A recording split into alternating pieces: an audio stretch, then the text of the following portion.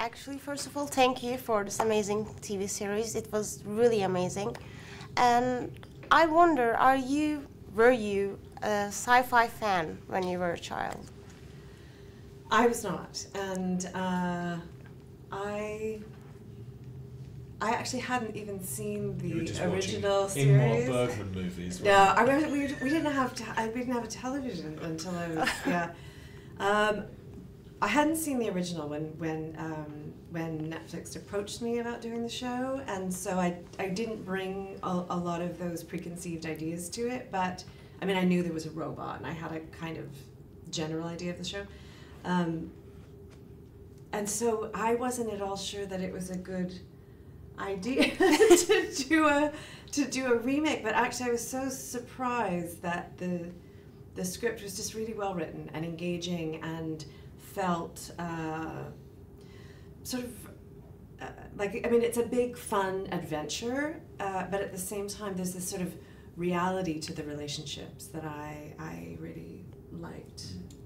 I think that's part of what we tried to do in the show, was to sort of invest the relationships and the dynamics in the family with as much, reality as possible, so that people watching can see themselves in the parents or the kids, and beyond just being in space. When I grew up, I was a huge sci-fi fan, and I first of all got into Star Trek, and then there was this series called Space 1999, which I remember watching as a kid, loving, and then of course Star Wars was released when I was 7 years old, and that just blew my head off, and I just totally loved it. I mean, it was a life-changing experience going to see that movie. But then as I grew older, my taste in sci-fi became much more sophisticated, and I actually started leaning towards movies like Alien and Blade Runner and 2001 that were couched in more of a kind of science reality, that it was a futuristic vision of where we're headed.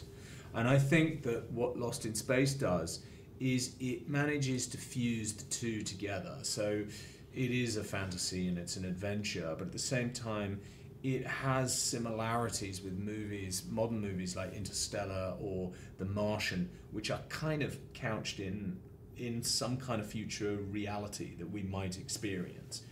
It's not some dystopian future like Blade Runner, which is really kind of disturbing and worrying, dark, yeah.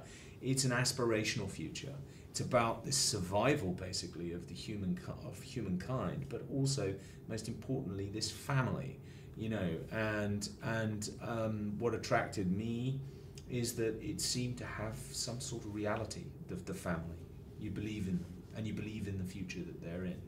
We see a lot of classics making to the TV nowadays. We see Star Trek, we see Stargate, but we don't see many families outer space. So I think that's a really twist part of this show, this Lost in Space. So what do you think about it? Do you think you would make it out there? Would you stay alive? I mean, I have no idea what would happen if I can't imagine leaving Earth. I mean, it reminds you how lucky we are to have this place, and but it's funny, one of the things, like, I'm a parent, Toby has kids as well, and we both have boys that are Will Robinson's age in the show. So when I read it, I was really thinking a lot about my son and what will the world be like in 30 years for him.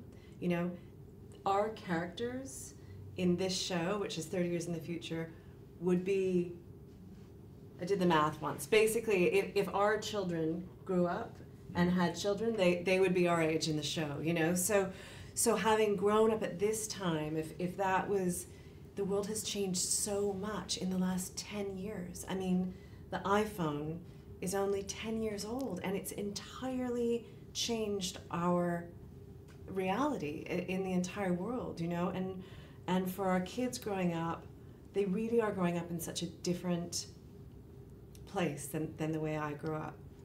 And I love that this is a show you can watch with your kids there's not that much out there that you know that is sophisticated enough to be, I think, appealing to adults, but also that you would want to watch with your children, and it's exciting. And but at the heart of it, there's this family who's just really trying to deal with the environment that they are in. You know, they left Earth for a reason, not because it would be fun, but because the Earth was no longer particularly habitable, and now they find themselves in this surprisingly hostile environment.